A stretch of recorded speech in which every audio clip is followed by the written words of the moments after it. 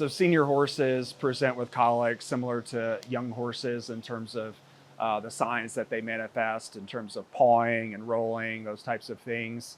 Um, those signs are important to catch on to, and depending upon the severity may indicate that someone should be evaluating the horse immediately.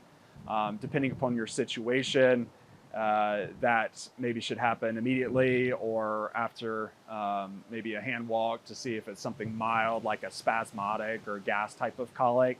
That still is the most common cause of colic that we see in aged horses.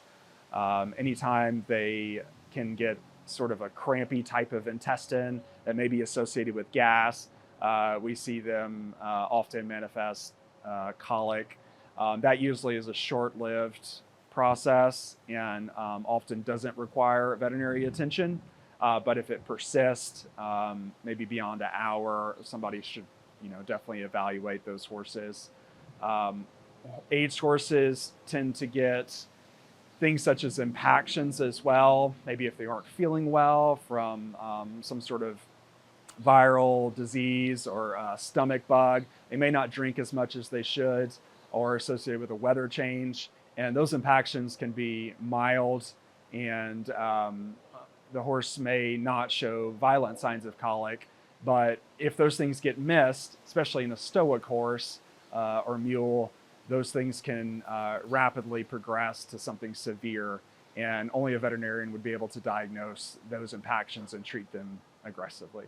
Colic surgery in the senior horse is something that we do more and more commonly every year, it seems, and that's because we've gotten better at it. A lot of that has to do with the anesthesia. The risk of anesthesia is lower now than 20 years ago. And in the aged horse, a lot of that has to do with the way that they recover and us doing a better job at recovering those horses. Colic surgery in the aged horse is influenced by what we find, of course. Colic surgery is a catch-all term for an exploratory celiotomy, meaning us going in there and evaluating the abdomen, determining what's going on, giving you guys a prognosis as well as a plan for what we can do about it.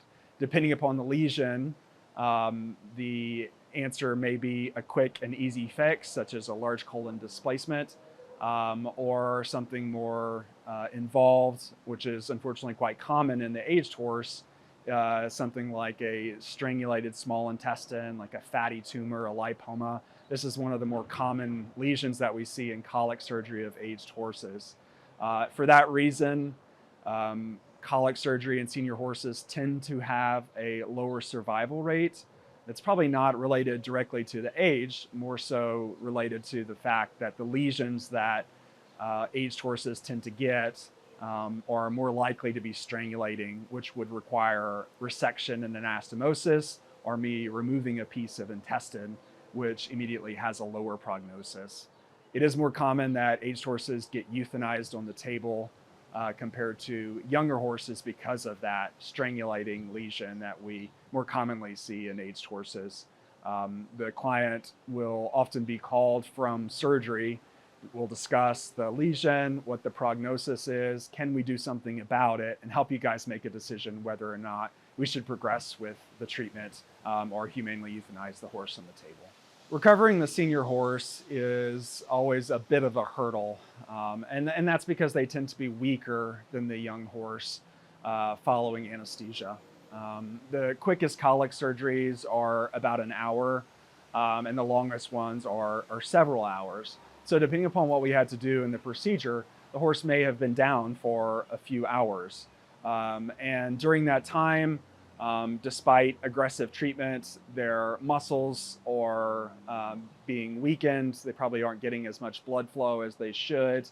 And by the time they get into recovery, they have to lay there and expel all of the anesthesia that we have given them. We try to restrain them until they have done that and are successfully awake enough to stand. But ultimately, we can only do so much. And the horse ultimately will get up whenever it wants to get up. The aged horse tends to be weaker. We may have to assist it more so. We may have to give it some medication to try to stimulate it to stand and hopefully have a more successful recovery. But the reality still is the success rate of colic surgery as well as recovery is tremendously higher, even since it was 20 years ago. And that's a reflection of better anesthesia as well as probably quicker surgery times.